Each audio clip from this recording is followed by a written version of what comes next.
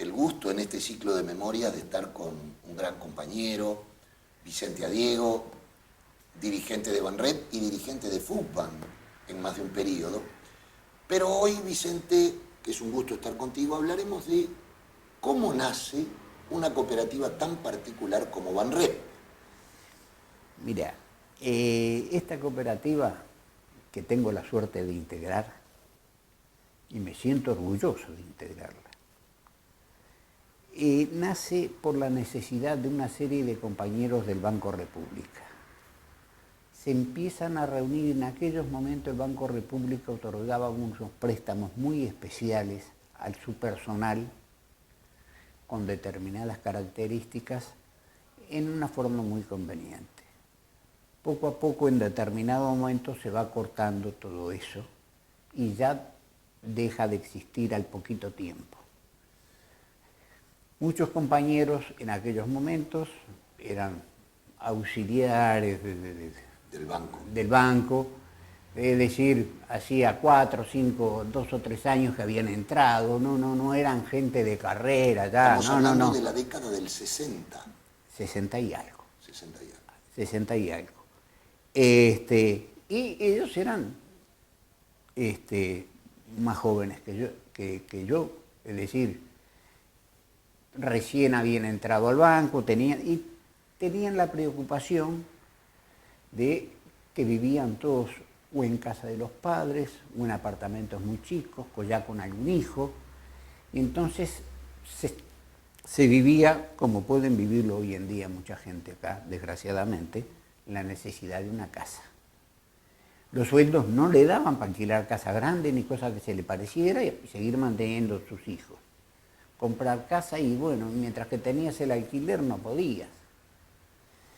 Entonces los compañeros comienzan pensando en una cooperativa de propietarios. Aquí que el interés era distinto, había que tener un ahorro grande, ellos no estaban en condiciones de hacerlo y las condiciones del préstamo eran totalmente distintas a las de usuarios y a las de por ayuda mutua. Visto esto, no tenían otra opción que volver a presentar todo un proyecto con ayuda mutua y sin ahorro previo, ayuda mutua y de usuarios. Estamos hablando inmediato al 68, a la aprobación de la ley de vivienda. Sí, poco tiempo después, ya sí, 68. Entonces se organizan, empiezan reuniones en el Club Banco República. Durante ese proceso se van algunos socios que querían, en fin, pero que lo veían muy lejos y no podían esperar tanto. Se van aliando con ellos algunos funcionarios de OCE y algunos funcionarios del banco, el Banco Comercial. Es decir, se fue juntando gente, afín, se hacen reuniones, se empiezan a conocer las familias antes de tener todo estructurado y de acuerdo a eso se van dando determinados reglamentos. Se tiene la muy buena suerte de tener un gran, a mi modo de ver, y la historia nos lo confirma, un gran instituto de asistencia técnica, INVE, aunque parezca mentira. El Instituto Nacional de Vivienda Económica. El Instituto Nacional de Viviendas Económicas, con una asistente social espléndida, Raquel García, que vive a Dios gracias, y con la cual mantenemos todavía muchas relaciones, inclusive en determinados momentos, en fiestas, reuniones así, las llamamos y ella participa con nosotros con gran interés. Pero entonces, ¿era INVE directamente un equipo desde el Estado? Era INVE que tenía un grupo, mira, que tenía arquitectos, asistente social, y tenía también técnico en cooperativismo, un viejo que tú tenés que haberlo conocido, yo me acuerdo ahora de los nombres, que fue histórico dentro de las cooperativas. dentro de todo el movimiento cooperativo fue histórico este tipo que sabía mucho de cooperativismo. Nos dan las charlas. Y una cosa que fue muy importante, que antes de aceptarte de socio tú tenías que obligatoriamente asistir a las charlas o a charlas, entrevistas con esta gente para que te asistiera. Fue una cooperativa que en su historia fue muy dura entre nosotros, muy exigente. Primero, los reglamentos los hicimos por asamblea y no se salía nadie se salía de los reglamentos. Ni aunque fueras el rey de Borgoña, nada. Eras tú ajustándote a eso. En determinado momento, dada la situación política del país, a un compañero lo llevan preso, a libertad. Pero la cooperativa en una asamblea resuelve que la mano de obra tiene que estar. Y entonces todos los socios, los primeros 15 minutos que trabajábamos, iban para la cuenta de este cooperativista. Es decir, no se vivía la solidaridad en letra. No. Era práctica. Era práctica. Y nadie nunca se le ocurrió reclamar, pero yo hice tanta. Los primeros 15 minutos de cada socio, semanales, porque teníamos que hacer 20 horas semanales y cada 15 o 20 días nos tocaba una noche de sereno, que no ingresaba eso, que era aparte. Y todo eso se le hizo al compañero. Los primeros 15 minutos y la noche que le pudiera tocar a él se cubría. Iba una vez yo, otra vez otra vez. Nos turnábamos, ¿eh? No había especialidad para nadie. El compañero cuando sale va a vivir a... Cuando sale ya está la cooperativa hecha y viviendo su señora. Qué bueno. Con sus hijos. Para nosotros fue una gran alegría el tenerlo. Claro. Lamentablemente fallecido. Y sus hijos hoy, por ejemplo, me encontré, ya son hijos todos grandes, mayores. Y se fueron trabajando. Se fueron haciendo como se fuimos haciendo. Pero hay hechos dentro de la cooperativa que nos marcaron en forma muy especial. Te voy a contar una anécdota de lo que fue. El reglamento de trabajo te permitía durante el periodo de obra hasta faltar 10 veces sin ser por causa de enfermedad. Es decir, por X motivo podía faltar, pero no era por enfermedad, hasta 10 veces en el periodo de obra. Hubo una persona, todavía no era casado, no había venido del Banco República ni de los otros bancos, había ingresado después en la historia, y llega a 7 faltas. Se llama el compañero, el consejo directivo, le llama y le dice, mirá viejo, acá tú sabes bien que hay 10 faltas sin aviso, vos ya tenés 7, tenés que cuidarte, porque si no, inmediatamente te corresponde expulsión. Sí, que esto, que lo otro, siguió faltando 9 veces. Ahí se llama a la pareja, para que la compañera de él tuviera pleno conocimiento de qué era lo que se estaban jugando. Aquí, esta persona no reacciona correctamente y siguió faltando. El consejo directivo le comunica que queda expulsado. Ya tenía en ese momento la casa adjudicada. Claro.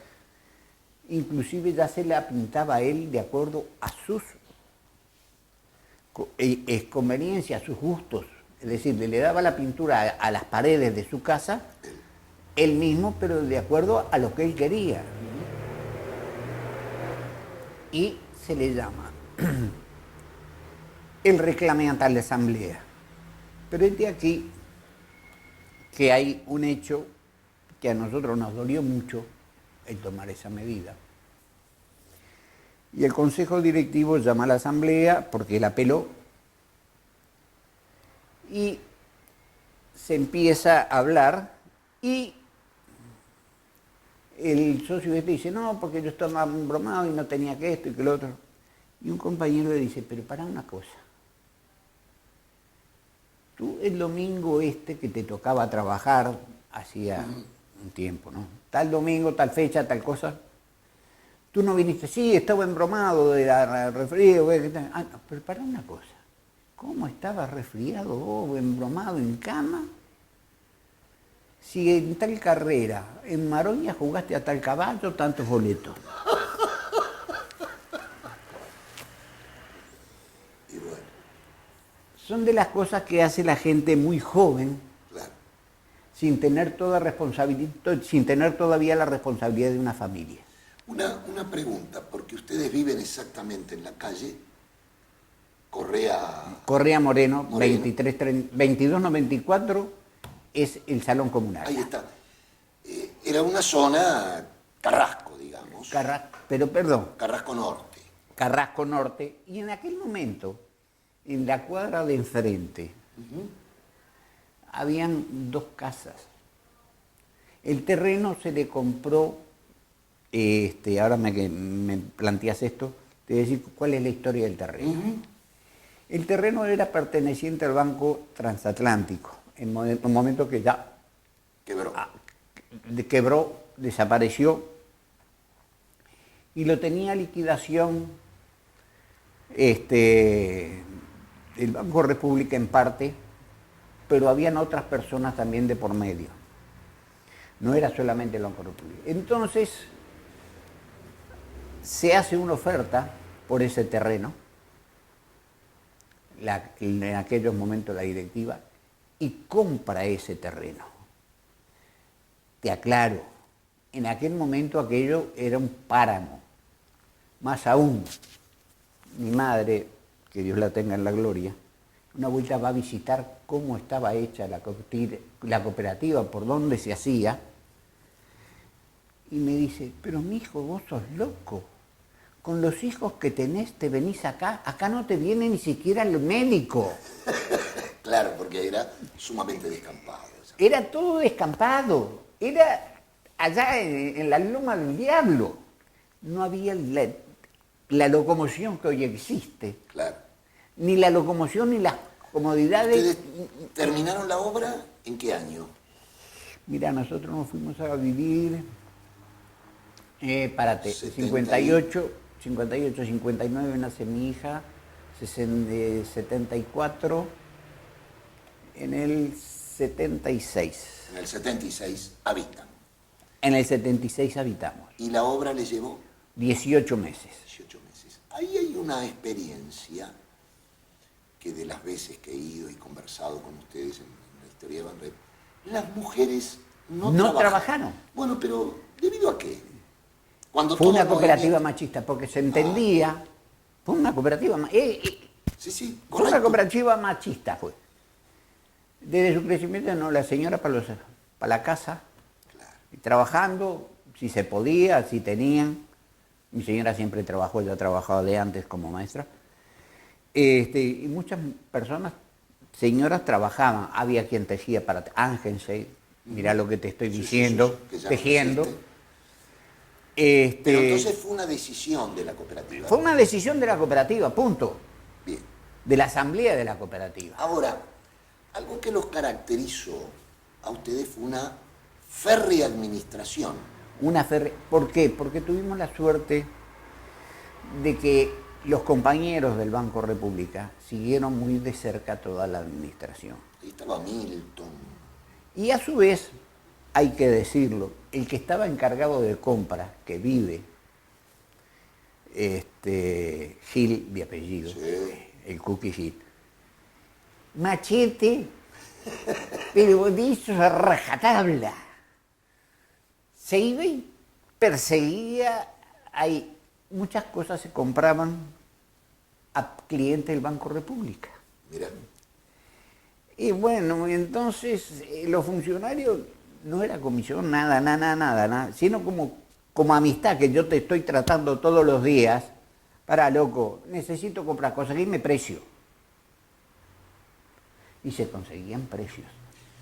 Y no se compraba nada que no fuera estrictamente necesario. Exacto. Ni cosa que se le pareciera. Ahí se trabajaba las 20 horas, las noches de sereno, y todo. Y no era que hiciéramos horas, no, trabajábamos. Más de una vez con el capataz de obra, que era también cooperativista de Mesa 2, hacíamos apuestas. Porque él decía, no, pero estos ustedes son unas manos delicadas de bancarios, no saben entre lo que es trabajar. Bueno, esto nosotros lo hacemos tanto tiempo. Bueno, una más Juana de vino, está. Y se le hacía. Claro. Es decir, no había gente que hiciera horas, como se decía normalmente. La hora producía. La hora se producía. Y si no se producía, el comité de trabajo te llamaba al orden. Siempre ligados a fútbol. Siempre ligados a fútbol.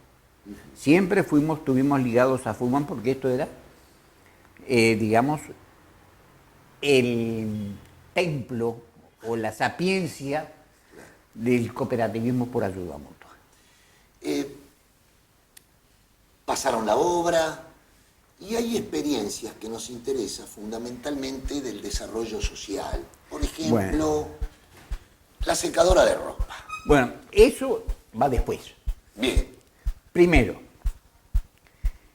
lo que se fue haciendo fue dando cumplimiento a las necesidades de las familias que existían, que integraban Cooperativa Banrep.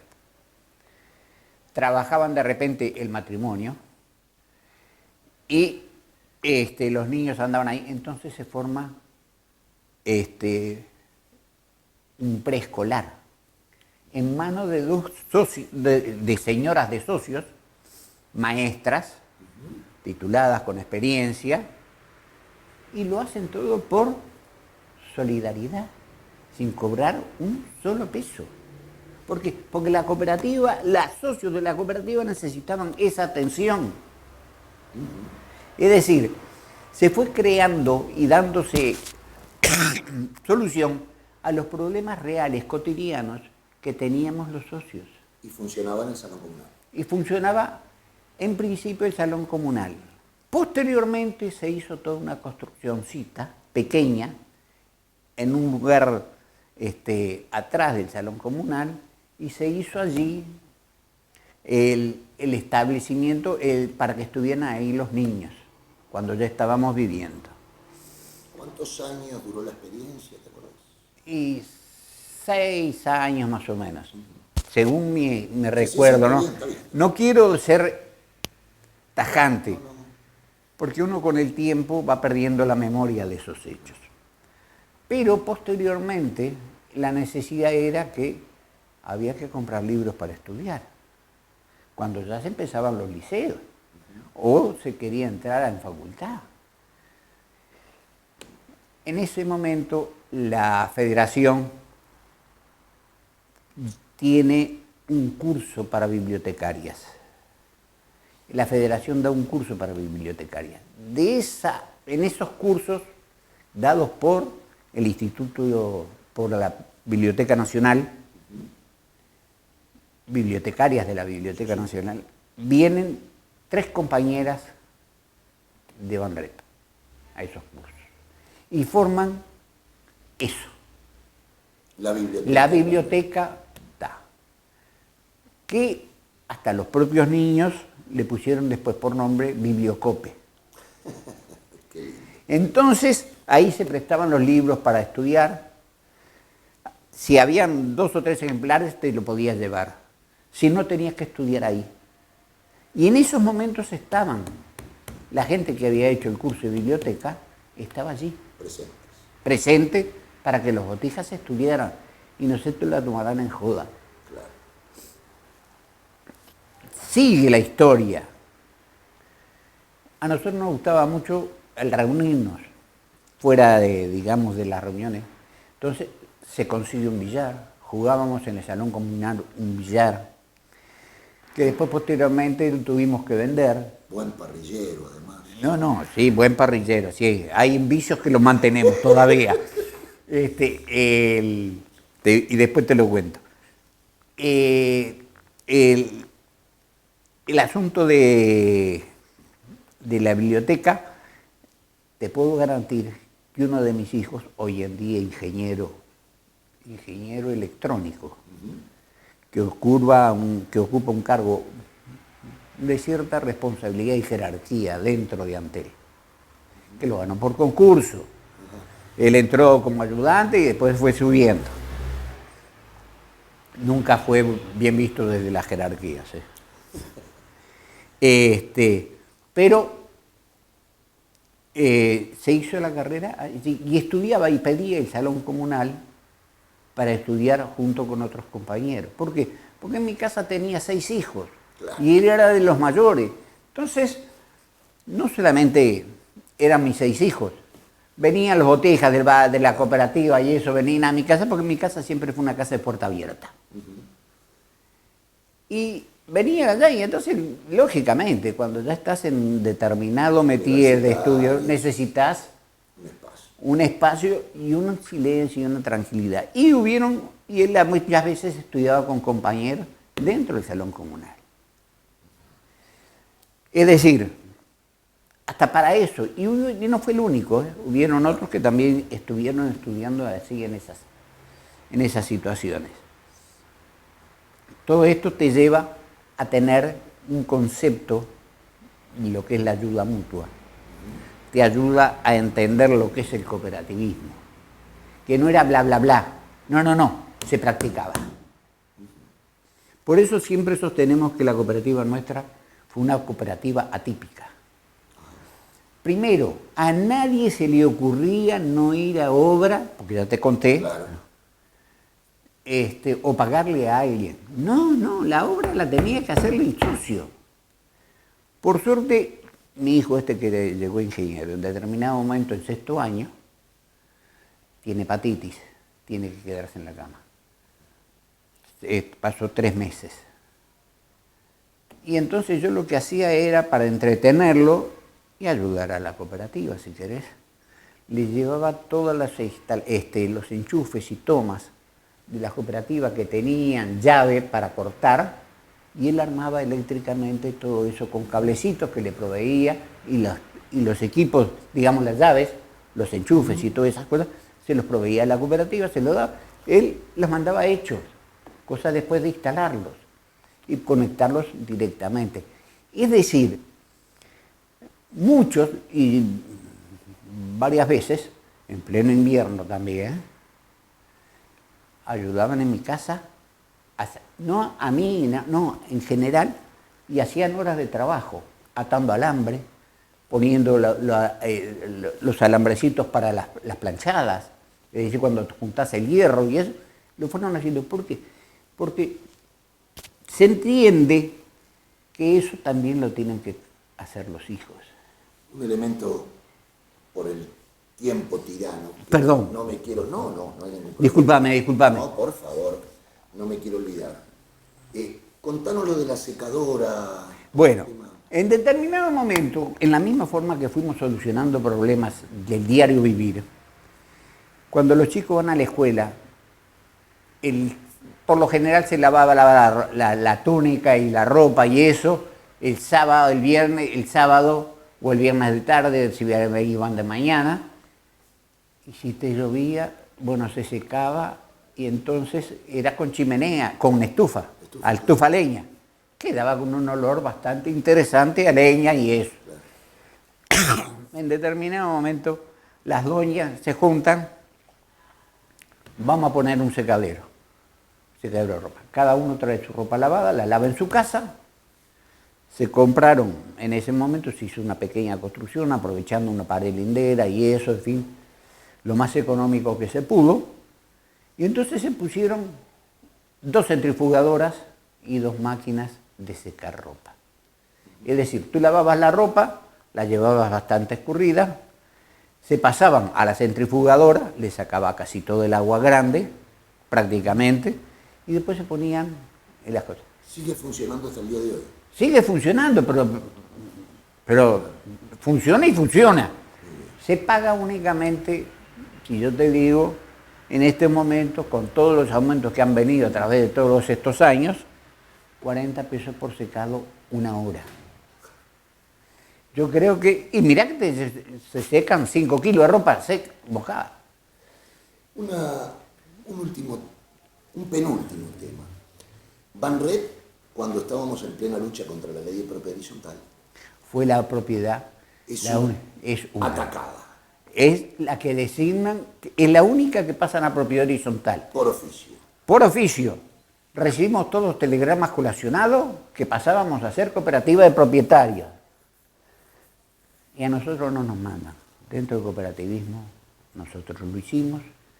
Y entonces fue cuando la recolección de firmas. Exacto. A Dios gracias, contamos con la ayuda de toda la federación, porque era un movimiento, si querés, de la federación que encabezaban, y nos metimos en eso, y sacamos la lucha y nos dieron. Cuando fuimos a hablar con la autoridad del banco hipotecario, el coronel de turno habló con nosotros con un revólver arriba del escritorio. Yo estaba presente. Porque en ese momento era, no sé si estaba en la directiva, porque uno gira y adentro de la cooperativa, sos fiscal una vuelta, de repente te pasas 2 años en tu casa y después te ponen de presidente, de vocal, pasas a fomento. Y entonces nos atendió de esa manera tan amable, poniendo un revólver enseguida arriba de la mesa. Y bueno, a mí me importaba un pito y a todo lo demás, y le planteamos las cosas como era. Se hizo la votación para ver si la cooperativa quería seguir siendo, y te puedo decir que hubieron 2 abstenciones, uno que votó a favor de pasar a propiedad horizontal y los otros 37 usuarios. No nos mueven. Muy bien. Es decir, se vivió el cooperativismo y a Dios gracias se sigue viviendo dentro de determinados límites ahora. Si tuvieras que volver a vivir esa experiencia, ¿lo harías? Completamente. ¿Cuál es tu mensaje a las nuevas generaciones? A las nuevas generaciones, ¿qué le podría decir yo? Son épocas diferentes, pero el estar trabajando 20 horas semanales como peón o ayudándole a un oficial a prepararle material y demás, háganlo. No le paguen a nadie. Eso es romper el cooperativismo de ayuda mutua. Si quieren pagar, no. Si es ayuda mutua, tiene que ser ayuda mutua. Te voy a decir una cosa. Cuando nosotros concluimos las viviendas terminadas, conseguimos únicamente un préstamo especial, aparte del original ampliatorio, porque queríamos saneamiento. Se planteó en la Intendencia de Montevideo de que 40 viviendas, por lo menos una vez al mes, tenían que estar todos los días tenía que estar yendo a succionar los pozos. En ese momento Carrasco no tenía nada, la parte nuestra donde vivíamos no había saneamiento. Se convenció a la Intendencia, tuvimos la suerte con un ingeniero que estaba de director en ese departamento, de que nos permitieran hacer una caída natural un poco inferior a la mínima que exigía la Intendencia.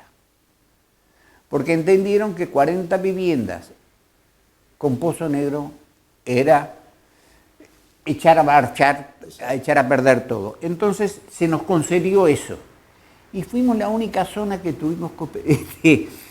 La obra nuestra empezó en la cooperativa y fue a morir en Lieja y Santa Mónica. Fuimos hasta allá. Tuvo que hacerla una empresa privada con determinadas características, porque eso no lo podía hacer cualquiera. Eso estaba ajeno a todo. Y entonces, bueno, y se consiguió ese préstamo. Fue el único préstamo especial que pedimos. ¿Y querés que te diga una cosa? Hubo tal administración noble y buena y sana, que cuando terminamos la obra nos quedó un remanente del préstamo. Y entonces pusimos durante un tiempo un pequeño mini mercado, digamos, que lo atendía un compañero nuestro, el gallego Juan, que era el que estaba al frente de eso, y trabajó, una hija mía trabajó también de cajera, le pagaban 3 vintenas, 4 vintenas. La verdad es que el gallego perdió plata, perdía plata ahí adentro porque en su oficio ganaba mucho más. Pero todo eso se hizo con la mentalidad de que era una cooperativa, que era el ayudarnos entre todos. Nada para uno, personal. Muy bien. Vicente, te agradecemos. Mira, perdóname que se me fue la hora como loco. Esto es conocer la historia por los propios protagonistas y no tengo duda de que todas estas enseñanzas servirán una vez más para... Mirá, yo lo que le aconsejaría a todos los nuevos, que hicieran la ayuda mutua. Claro. Que la hagan, que la sufran, que les va a costar sacrificio. Sí, yo no le voy a decir que es de garrón, no. Lo tienen que hacer porque ese es el espíritu, ahí se gana una amistad enorme. Y cuando yo te dije que todavía nos quedan vicios, nosotros todos los viernes, un grupito de socios... Ya lo sé, se toman un whiskycito, tranquilo. Tomamos unos whiskies, jugamos al truco y hacemos un asadito, una caída, yo qué sé, una paella, lo que venga. O comemos pizza de repente. Pero es una convivencia. Pero es una convivencia de 4 o 5 socios que quedamos de aquella época, que nos gusta eso, y es una forma de seguir insistiendo en nuestras reuniones amistosas. Muy bien. Disculpame que la hora por favor. se me fue largo de 15 minutos, pero lo que pasa es que me pongo a hablar de eso y lo siento, ¿me entendés? Lo disfruto hablándolo.